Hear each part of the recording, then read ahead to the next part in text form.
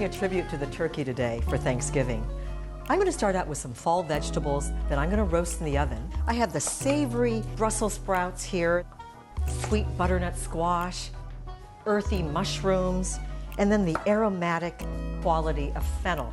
All four vegetables represent fall. They play out beautifully together. I've got one more squash I'm going to throw in here just for fun. This is the Delicata squash. I love these. Now what's wonderful about this squash is you don't even need to bother to peel it. You just take the seeds out and then you can slice it up. I love roasting vegetables. It brings out all that sweetness, caramelizes them, and now all we're going to do is season them with a little bit of salt and pepper and olive oil. Now it's very important that you don't mix up the vegetables because they have different cooking times.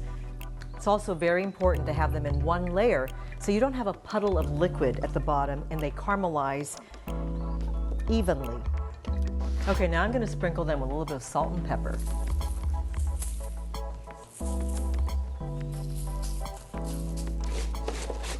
You notice that I didn't bother to mix this up in a bowl. I just do it right on the pan. It makes the whole job much easier. And then we're going to get them in a 450-degree oven for about 20 to 30 minutes, depending on the veggies. Shallots are milder than onions, which is why I'm using them, because I want them to complement the sweetness of the roasted vegetables, not overpower them. Oh, they're cooking up beautifully. We're going to add a good dose of white wine, about 1.5 cups. And now we're going to turn the heat up high, and we're going to let it bubble away until it's reduced by almost 2/3. So that's going to take about, 5 or 10 minutes. In the meantime, I'm going to start on my cashew cream. You can have all that rich, intense flavor of heavy cream without the cholesterol or saturated fat by using raw cashews. I've got raw cashews here, and I'm going to take about 1/2 cup or so, put them right into my blender, and I'm going to get 1.5 cups of water. It's a 3-to-1 ratio of water to cashews, so you can make this in any quantity. Just be sure that you use raw cashews.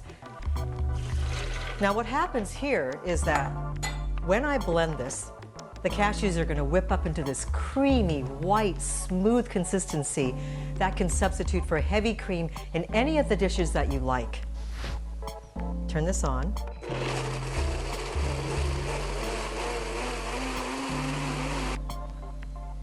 Now look at this, it's so creamy and white and smooth. Now I've got a high-speed blender, but if you don't have a high-speed blender, all you have to do is soak your raw cashews in water for about 3 to 4 hours and drain them, and that'll make them soft enough to puree in any kind of blender.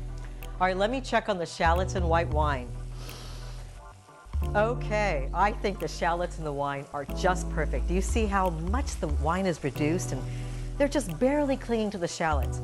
Now the most amazing thing happens when you add cashew cream to something. It thickens up all by itself. I don't have to add any flour, any cornstarch, no thickening agent. It'll thicken up to coat the back of the spoon beautifully just by itself. All right, now I'm going to add my herbs. I've got some sage and some thyme that I've chopped up.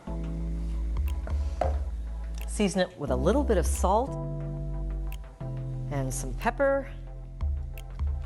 And we're just going to simmer that for a minute just to thicken it up so it coats the back of the spoon. All right, I'm going to turn the heat off now, and I'm going to check on my vegetables to see if they're ready. Beautifully roasted, look at that. Now that I got my vegetables in here, I'm ready to add the white wine sauce.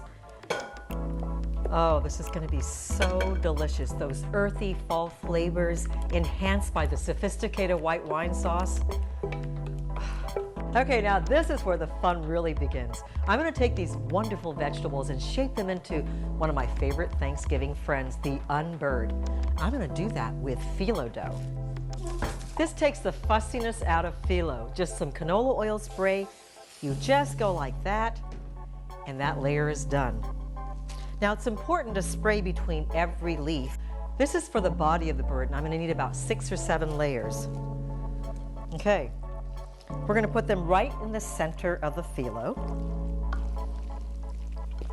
Oh, I can already smell the shallots and the herbs, the white wine, the sweet caramelization of the veggies. It's going to be delicious. All right, now what I want to do is pile them up as high as I can. I'm going to wrap the phyllo around here like this. Oh, look at that. And what I'm going to do is tuck the phyllo in on one end, just like that. Close that end up. That's going to be for my tail. I'm just going to kind of prop it up like this to shape it a little bit more like a bird. It's easier to do if you've got the phyllo on there. And you want to make sure you spray the outside as well so it gets nice and brown and crispy and flaky. Okay, now I'm going to put this in the oven at 375 degrees for about 30 to 40 minutes until it's crispy and brown and beautifully golden. In the meantime, we're going to cut some wings and some tail feathers. Just something like this. And once again, we have to make sure that we spray between each layer. And the reason we're doing this separately is because the wings and the tail feathers are going to cook up much faster than the entire body of the bird. And if you want, you don't have to. You can just sort of snip, snip, snip like this and cut a triangle. And do the same thing on the other side. And then we're going to cook the tail and the feathers separately for about 10 minutes at 350 degrees. Looks so delicious.